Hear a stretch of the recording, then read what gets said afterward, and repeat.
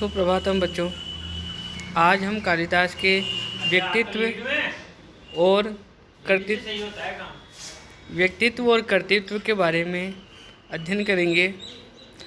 कालिदास के व्यक्तित्व के बारे में समझते हैं। सबसे पहले महाकवि कालिदास के विषय में उपलब्ध साक्ष्यों की विवेचना के उपरांत उनका काल प्रथम शताब्दी ईसा पूर्व निर्धारित किया गया है।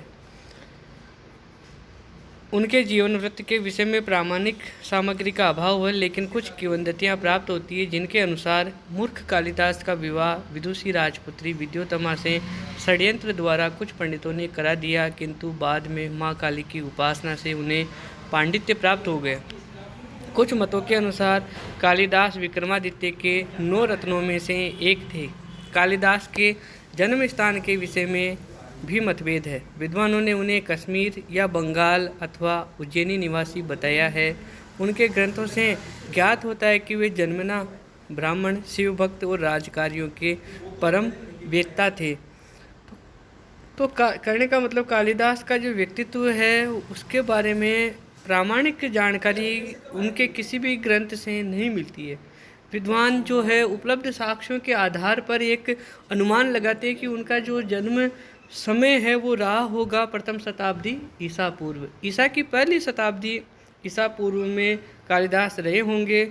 इसी प्रकार उनके जन्म स्थान के बारे में भी एक कयास, एक अनुमान लगाया जाता है कि शायद वे या तो कश्मीर के रहे होंगे या फिर बंगाल के रहे होंगे या फिर उनका निवास स्थान उज्जैनी रहा होगा। जैसा उन्होंने मेघदूत में महाकाल का वर्णन किया है, कई बार उन्होंने कुमार संभव जैसे महाकाव्यों में हिमालय का वर्णन किया है। तो इस तरह से उनके जन्म स्थान के विषय में विद्वानों ने एक अनुमान व्यक्त किया है कि वो या तो कश्मीर के या फिर उज्जैन के या फिर बंगाल के निवासी रहे होंगे। इसी प्रकार हम देखते हैं कालिदास की कर्तृत्व। कालिदास की 7 रचनाएं प्रसिद्ध है। कालिदास की 7 रचनाओं में देखिए आप रघुवंशम, कुमार संभवम, मेघदूतम, ऋतुसंहारम, मालविका अग्निमित्रम, विक्रमोर्वशीयम और अभिज्ञान शाकुंतलम। इनमें से रघुवंशम और कुमार संभवम ये 2 महाकाव्य हैं। कालिदास के 2 महाकाव्य प्रसिद्ध है। कालिदास के कितने महाकाव्य हैं? 2 महाकाव्य, कुमार संभवम और रघुवंशम, ये 2 महाकाव्य हैं। इसी प्रकार कालिदास के 2 खंड काव्य हैं, ऋतुसंहारम और मेघदूतम, ये 2 उसके खंड काव्य हैं। और कालिदास के 3 नाटक प्रसिद्ध हैं, मालविका अग्निमित्रम, विक्रमोर्वशीयम और अभिज्ञान शाकुंतलम। तो कालिदास की 7 रचनाएं फिर देखिए, 2 महाकाव्य, 2 खंड काव्य और 3 नाटक। इनको आप याद कर लीजिए, ये कालिदास की 7 रचनाएं हैं। अब कालिदास की जो रचनाएं हैं उनका विस्तार से अध्ययन करते हैं। देखिए रघुवंशम। रघुवंश महाकाव्य के प्रणेता महाकवि कालिदास है। रघुवंश में 19 सर्ग है। महाकाव्य का विभाजन सर्गों में होता है और नाटक का विभाजन अंकों में होता है। ये आप याद रखिए, महाकाव्य जो होता है उसका विभाजन सर्गों में होता है। तो रघुवंश महाकाव्य में कितने सर्ग हैं? 19 सर्ग है। इस महाकाव्य में क्या है? 29 सूर्यवंशी राजाओं का चरित्र चित्रण इस महाकाव्य में किया गया है। कालिदास ने सूर्यवंशी 29 राजाओं का चरित्र चित्रण रघुवंश महाकाव्य में किया गया है। अब देखिए 29 सर्गों में कहाँ कौन से सर्ग में क्या है? प्रारंभिक 9 सर्गों में राम के पूर्वजों का, यानी कि राजा दिलीप, रघु, अज और दशरथ, 10वें से 15वें सर्ग तक राम के चरित्र का वर्णन है और 16 से 19वें सर्ग तक राम के पश्चातवर्ती राजाओं का वर्णन किया गया है। रघुवंश का प्रारंभ राजा दिलीप के वर्णन से और अंत सुदर्शन के पुत्र अग्निवर्ण की कामुकता, विलासिता एवं दुखद मृत्यु से हुआ है। इस महाकाव्य की कथा वस्तु वाल्मीकि रामायण एवं पद्म पुराण से ली गई है। इसका प्रधान रस श्रृंगार रस है और इसके नायक राम और नायिका सीता हैं। इस महाकाव्य का मंगलाचरण नमस्कारात्मक है, यानी कि रघुवंश महाकाव्य के आरंभ में नमस्कार किया गया है। नमस्कारात्मक इसका मंगलाचरण है जिसमें शिव और पार्वती की वंदना की गई है। वागर्थायु संपृक्तो वागर्थ प्रतिपत्तये जगत पितरौ वंदे पार्वती परमेश्वरौ। इसी प्रकार छठे सर्ग में इंदुमती के स्वयंवर का कालिदास ने बड़ा ही सुंदर वर्णन किया गया है और उस सुंदर वर्णन के कारण ही कालिदास को दीप शिखा की उपाधि प्राप्त हुई है। महाकवि कालिदास उपमा कालिदास से सूक्ति के लिए प्रसिद्ध है, यानी कालिदास की उपमा संस्कृत साहित्य में सर्वश्रेष्ठ है, प्रसिद्ध है। रघुवंश महाकाव्य की गणना लघुत्रयी में की जाती है। लघुत्रयी और बृहत्त्रयी, ये प्रश्न पूछा जाता है कि लघुत्रयी किसे कहते हैं, लघुत्रयी में कौन से ग्रंथों की गिनती होती है और बृहत्त्रयी में कौन से ग्रंथों की गिनती होती है। तो लघुत्रयी में तीनों रचनाएं कालिदास की है, रघुवंश, कुमार संभव और मेघदूत। इसी प्रकार बृहत्त्रयी में किरातार्जुनीय, शिशुपाल वध और नेषदीय चरितम, इन तीन महाकाव्यों को बृहत्त्रयी कहते हैं। कुमार संभवम, अब हम देखेंगे बच्चों कुमार संभवम के बारे में। कुमार संभव महाकाव्य के प्रणेता महाकवि कालिदास है। कुमार संभव महाकाव्य में कुल 17 सर्ग है, इसका विभाजन 17 सर्गों में है। यह महाकाव्य लघुत्रयी के अंतर्गत आता है। जैसा हमने ऊपर पढ़ा कि कालिदास की 3 रचनाएं कुमार संभव, रघुवंश और मेघदूत लघुत्रयी के अंतर्गत आती है, तो ये महाकाव्य लघुत्रयी के अंतर्गत आता है। इसकी कथा वस्तु शिव पुराण एवं स्कंद पुराण से ली गई है। इसमें वीर रस प्रधान है। इसके नायक शिव और नायिका पार्वती है। इस महाकाव्य में हिमालय पुत्री पार्वती द्वारा घोर तपस्या के फलस्वरूप वर रूप में शिव को प्राप्त करने तथा उनसे कार्तिकेय की उत्पत्ति एवं कार्तिकेय के द्वारा तारकासुर के वध का वर्णन है। सर्ग 5 में पार्वती की कठोर तपस्या का वर्णन है। यहीं पर पार्वती को अपर्णा कहा गया है। अपर्णा मतलब पार्वती ने इतनी कठोर तपस्या की कि उसने पेड़ों के गिरे हुए पत्तों को भी खाना छोड़ दिया। इस कारण पार्वती को यहाँ अपर्णा कहा गया है। इस महाकाव्य के प्रमुख पात्र शिव, पार्वती, हिमालय, मेना, नारद, कार्तिकेय, तारकासुर, कामदेव, रति, इंद्र आदि है। अब देखिए कालिदास का खंड काव्य। खंड काव्य के अंतर्गत हमने देखा था कि कालिदास के 2 खंड काव्य प्रसिद्ध है, मेघदूत और ऋतुसंहार। मेघदूत एक खंड काव्य है। इसे दूत काव्य के नाम से भी जाना जाता है। दूत काव्य वो होता है जिसमें नायक या नायिका किसी को अपना दूत बनाकर अपना संदेश प्रेषित करती है, वो दूत काव्य होता है।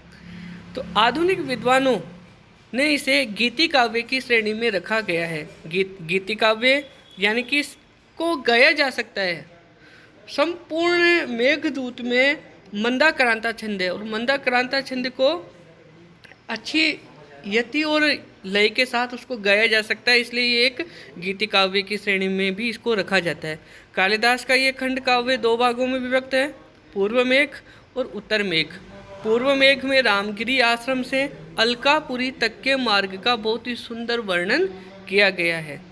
उत्तर मेघ में अलकापुरी की भव्य सुंदरता एवं यक्षिणी के लिए भेजे गए संदेश का वर्णन है। इसकी कथा वस्तु वाल्मीकि रामायण से संबंधित है। वाल्मीकि रामायण में आपने देखा होगा कि सुंदरकांड में या एक तरह से लंका कांड में भगवान राम का संदेश लेकर हनुमान जी माता सीता के पास जाते हैं, तो कहीं ना कहीं ये वहीं से इसकी कथा वस्तु संबंधित है। मेघदूत का प्रधान रस वियोग श्रृंगार है। इसका नायक एक यक्ष है और नायिका यक्षिणी है। इसमें प्रयुक्त छंद मंदाक्रांता है। इसमें श्लोकों की संख्या 115, जिसमें 63 तो पूर्व मेघ में है और 52 उत्तर मेघ में है। इस काव्य का आदर्श वियोग ही सच्चे प्रेम का पोषक है। अब कालिदास का दूसरा खंड काव्य देखो, ऋतुसंहार। ऋतुसंहार महाकवि कालिदास की कृति ऋतुसंहार एक खंड काव्य है। यह कालिदास की प्रथम रचना मानी जाती है। इसमें 6 सर्ग एवं 144 श्लोक हैं। इन 6 सर्गों में क्रमशः ग्रीष्म, वर्षा, शरद, हेमंत, शिशिर और वसंत ऋतुओं का वर्णन किया गया है। संस्कृत साहित्य में केवल यही ग्रंथ है जिसमें 6 ऋतुओं का विस्तार से वर्णन प्राप्त होता है। इस खंड काव्य का प्रधान रस श्रृंगार है। अब देखिए कालिदास के 3 नाटक हमने देखे थे। मालविका अग्निमित्रम, विक्रमोर्वशीयम और अभिज्ञान शाकुंतलम। मालविका अग्निमित्रम महाकवि कालिदास का ये नाटक है और इस नाटक में 5 अंक है। नाटक का विभाजन अंकों में होता है। इसकी कथा वस्तु इतिहास प्रसिद्ध है। इसमें नायक अग्निमित्र है और नायिका मालविका है। प्रधान रस श्रृंगार है। इसकी कथा वस्तु की दृष्टि से यह एक नाटिका ग्रंथ है। मालविका अग्निमित्र नाटक के 5 अंकों में मालविका और अग्निमित्र के प्रणय एवं विवाह का वर्णन है। प्रमुख पात्र अग्निमित्र, मालविका, गणदास, हरदत्त, वसुमित्र इत्यादि है। अब देखिए विक्रमोर्वशीयम कालिदास का नाटक है। विक्रमोर्वशीयम इस नाटक में भी 5 अंक है।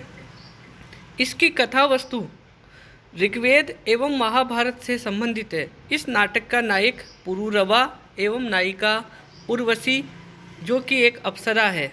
इसका प्रधान रस श्रृंगार है। इसमें वियोग श्रृंगार की अधिकता से वियोग श्रृंगार का वर्णन हुआ है। इस 5 अंकों के नाटक जिसको त्रोटक भी कहा जाता है उसमें राजा पुरूरवा एवं उर्वशी नामक अप्सरा की प्रणय कथा का वर्णन है।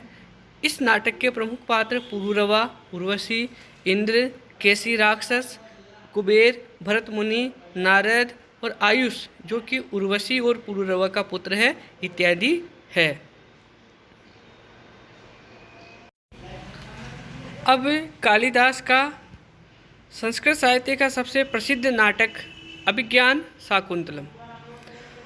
अभिज्ञान शाकुंतल नाटक के प्रणेता महाकवि कालिदास हैं। इसकी कथा वस्तु महाभारत के आदि पर्व महाभारत का पहला पर्व है। महाभारत महर्षि वेदव्यास ने लिखी है और महाभारत में कुल 18 पर्व है। उन 18 पर्वों में से जो पहला आदि पर्व है वहाँ से इस अभिज्ञान शाकुंतलम की कथा वस्तु ली गई है एवं पद्म पुराण में भी यही कथा वस्तु है। वहाँ से भी कालिदास ने इसकी कथा वस्तु ली है। इस नाटक में कुल 7 अंक हैं। इसका नायक पुरुवंशी राजा दुष्यंत एवं नायिका महर्षि कण्व की पालिता पुत्री शकुंतला है। अभिज्ञान शाकुंतलम का प्रधान रस श्रृंगार है। इसका नामकरण अभिज्ञान मुद्रिका चिन्ह के आधार पर हुआ है। अभिज्ञान का मतलब होता है मुद्रिका यानी चिन्ह, उसके आधार पर इसका नामकरण हुआ है। अभिज्ञान शाकुंतलम में ही कालिदास की प्रतिभा देखकर विद्वानों ने कहा है कालिदासस्य सर्वस्वम अभिज्ञान शाकुंतलम, यानी कि कालिदास का सर्वस्व है अभिज्ञान शाकुंतलम। कालिदासस्य सर्वस्वम किम अभिज्ञान शाकुंतलम। सभी काव्यों में नाटक को श्रेष्ठ बताया गया है और नाटकों में भी अभिज्ञान शाकुंतलम को सर्वश्रेष्ठ माना गया है और इसी कारण ये कहावत प्रसिद्ध है कि काव्येषु नाटकम रम्यम तत्र रम्या शकुंतला, यानी काव्यों में नाटक सुंदर है और नाटकों में शकुंतलम नाटक अभिज्ञान शाकुंतलम जो नाटक है वो सुंदर है। अभिज्ञान शाकुंतलम के मंगलाचरण में कालिदास ने अष्टमूर्ति भगवान शिव की स्तुति की है। नाटक के आरंभ में ग्रीष्म ऋतु का वर्णन है। इस नाटक के प्रमुख पात्र दुष्यंत, शकुंतला, महर्षि कण्व, अनसूया, प्रियमवदा, मांडव्य, ऋषि दुर्वासा, मातली, गौतमी, सर्वदमन इत्यादि है। तो प्यारे बच्चों, ये हो गया महाकवि कालिदास के बारे में, उनके व्यक्तित्व और उनके कृतित्व के बारे में संपूर्ण रूप से मैंने आज आपको बता दिया कि एक बार फिर मैं दोहरा रहा हूँ कि कालिदास के व्यक्तित्व और कर्तृत्व की जो मुख्य मुख्य बातें हैं उनको फिर से देखिए। कालिदास के व्यक्तित्व के बारे में विद्वान एकमत नहीं है। विद्वानों ने उपलब्ध साक्ष्यों के आधार पर कालिदास का जो जन्म समय है वो प्रथम शताब्दी ईसा पूर्व स्वीकार किया है। इसी प्रकार कालिदास के जन्म स्थान के बारे में विद्वान एकमत नहीं है। कुछ विद्वान उनको कश्मीर का निवासी बताते हैं, कुछ विद्वान उनको बंगाल का निवासी बताते हैं और कुछ विद्वान उनको उज्जैनी का निवासी मानते हैं। तो ये तो उनका व्यक्तित्व हो गया। व्यक्तित्व, वो शायद जन्मना ब्राह्मण थे, राजकार्यों के अच्छे वक्ता थे, क्योंकि उनके ग्रंथों को जब हम पढ़ते हैं तो उनमें अच्छी अच्छी बातें, राजकार्य से संबंधित, राजाओं से संबंधित अच्छी अच्छी बातें हमें देखने को मिलती है। तो राजकार्यों के वो अच्छे वक्ता थे, जन्म से वो ब्राह्मण थे और बड़े ही घुमंतु प्रवृत्ति के थे, क्योंकि उन्होंने, जैसे अब मेघदूत में आपने देखा होगा कि उन्होंने रामगिरी पर्वत से लेकर हिमालय की अलकापुरी तक के रास्ते का, पूरे मार्ग का वर्णन किया है। यानी कि ऐसा प्रतीत होता है कि कालिदास ने संपूर्ण उत्तरी भारत का भ्रमण किया हो। तो कालिदास भ्रमणशील रहे। ये तो हो गया उनके व्यक्तित्व के बारे में। कर्तृत्व के बारे में मुख्य रूप से कालिदास की 7 रचनाएं हैं। फिर से मैं दोहरा रहा हूँ, कालिदास के 2 महाकाव्य, 2 ही खंड काव्य हैं और 3 नाटक प्रसिद्ध है। कालिदास के 2 महाकाव्यों में रघुवंश और कुमार संभव, कालिदास के 2 खंड काव्यों में मेघदूत और ऋतुसंहार, कालिदास के 3 नाटकों में मालविका अग्निमित्र, विक्रमोर्वशीयम और अंतिम ये जो है अभिज्ञान शाकुंतलम, जिसको कि कालिदास का सर्वस्व माना गया है और नाटकों में सबसे सर्वश्रेष्ठ भी इसे ही स्वीकार किया गया है। धन्यवाद।